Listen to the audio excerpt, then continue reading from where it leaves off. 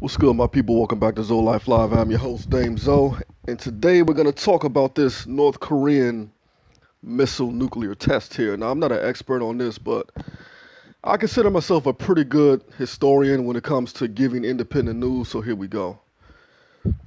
And I want to just really give you all a couple of points here in history to maybe understand this, because there's a lot of rhetoric going on between North Korea and America and the U.S. and people firing missiles and Donald Trump calling Kim Jong Un Rocket Man and all this stuff. And I want to just make it make a little bit more sense to you because the mainstream media is just not going to do it. All right, so here we go. So I'm gonna start with this article that was posted today on CNN. It says North Korea issued a direct challenge to President Donald Trump with a launch of an ICBM missile that Defense Secretary James Mattis, which many of y'all know as Mad Dog Mattis, said demonstrates it has the ability to hit everywhere in the world. Pyongyang blasted a missile in the early hours of Wednesday morning local time that flew higher and demonstrated a longer range than any of its past tests. It was the first missile fired in almost 2 months and came despite Trump's repeating warnings, delivered again during this trip to South Korea earlier this month. In a direct message to North Korea, do not try us. I guess they decided that they will. The missile launched Wednesday spent about 53 minutes in the air, reaching a height of 4,500 kilometers and, blah, blah, blah. Landed, where did it land? That's what I want to know. Before splashing down in waters around 210 kilometers, which is about 130 miles west of Japan's Omori Prefecture, according to authorities in Japan and South Korea. Hours after launch, President Trump sounded more restrained, telling reporters Tuesday at the White House that the U.S. will handle the situation. We will take care of it, the president said, adding later that North Korea is a situation that we will handle. Okay, y'all, so listen. I want to give everybody a little bit of background to this North Korea situation and explain why President Kim Jong Un is acting the way he's acting, okay? Because I don't believe it's because he's crazy. He may have. I mean, I don't know him. Maybe he has a little bit of a psychiatric issue, but I don't believe that is nearly the entire story. So let me show you. All right. Okay, so everyone knows that America had a civil war, correct? All right. So, and it was between the North and the South. Now imagine that we'll just pick a world power. We'll say Russia. Say, imagine that in the midst of our civil war, as we were winning the civil war, right?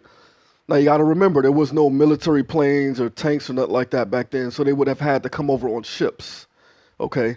So if we were winning the civil war, by we I'm saying the North, all right? Say the Union was winning the civil war and basically had marched the South Confederate Army all the way to the southern Sea of Florida. Now, let's say Russia came over, launched in ships, landed in Florida, helped the Confederacy basically almost defeat the entire nation, right? Say Russia landed in Florida, right, gathered together with the Confederate Army, and they basically marched across the entire U.S., leaving us a small area, let's say like right up by Maine or something like that, okay? That small corridor where New York, Maine, and Connecticut is. Say that's all we had left in the whole country, right? And let's say at that point, Canada got involved, right? Helped us push the Russian and the Confederate Army all the way to Texas. And then they pushed back, and basically the war ended in a stalemate, right? Right where it began, like half the country belonging to the Confederacy and half the country belonging to the UN. Now I'm going somewhere, just follow me, okay?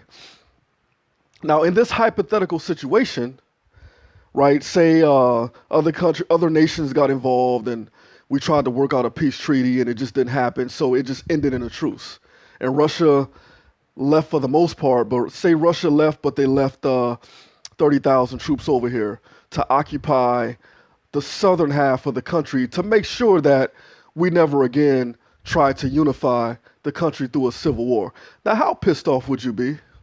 How ticked off would our nation be at Russia for hundreds of years after that because they got involved in a situation where we felt like they should have stayed out of because the North wanted to unify the country. Now, there's arguments that would say, well, it was the North Korea was a communist dictatorship, and they launched this aggression against the South, and we had to help them because we didn't want the Southern Koreans to have to live under that communist rule.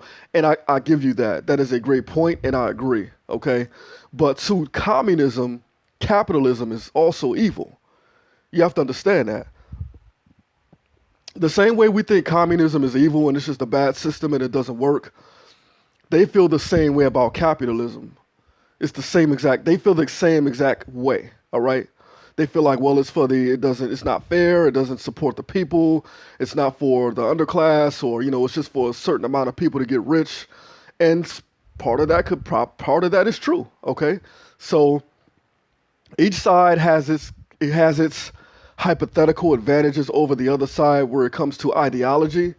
America has been able to make it work where it comes to capitalism, but like I showed you before, a large part of why America has been able to make capitalism work is through war. All right, so let's get back to this. Now, what I described is exactly what happened in Korea in, I believe, the 40s or the 50s. It was a little bit after World War II. Okay, Korea had a civil war. The North Koreans launched a strike against the South. We came over there and helped. It ended in a stalemate. We still have troops over there. Now, of course, North Korea is going to use that as propaganda. They're going to teach it in their schools because the North is very, very anti-U.S. because of this war. All right, because they felt like they were going to unify the country under communism, which they feel like is a better system. Now, do I feel like it's a better system? Not at all.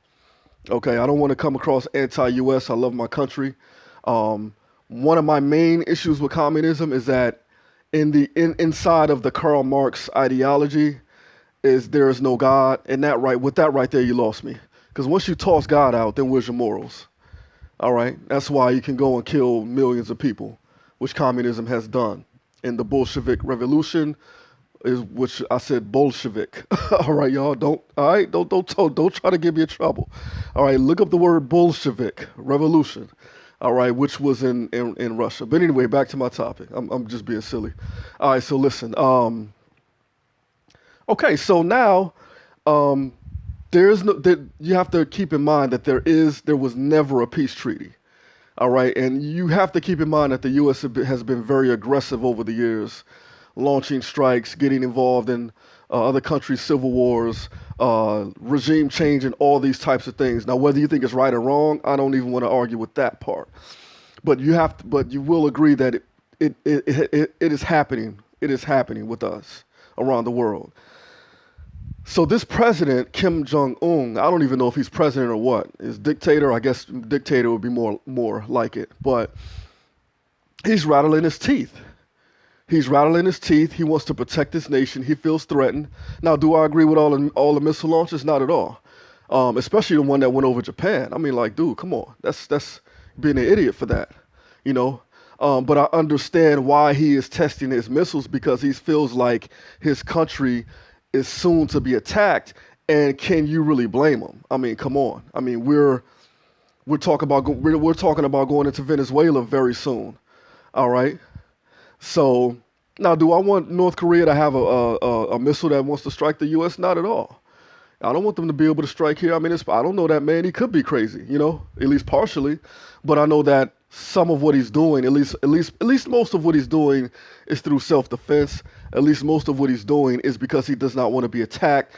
And we talked about before. I think most of what he's doing is because he is leaving the U.S. He does not want to be a part of the world system that the U.S. is creating or has created under the dollar.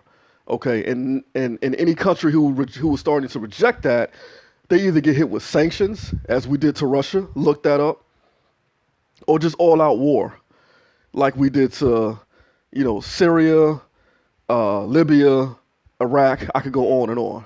All right, don't think these wars were about democracy. They're not. If you look at our closest ally in the Middle East, it's Saudi Arabia. Now go and look up that regime and see how democratic they are. Okay, so now hopefully I'm making a little bit more sense. Hopefully I'm explaining this a little better.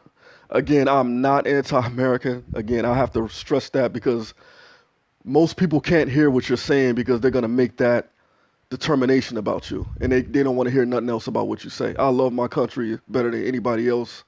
You know, you give me a choice of where I want to be here. But don't always think that America's always the good guy around the world and that we always have the best intentions around the world. You know, we don't. Now, the intentions, for the most part, are to protect the system, keep us rich, and keep threats away.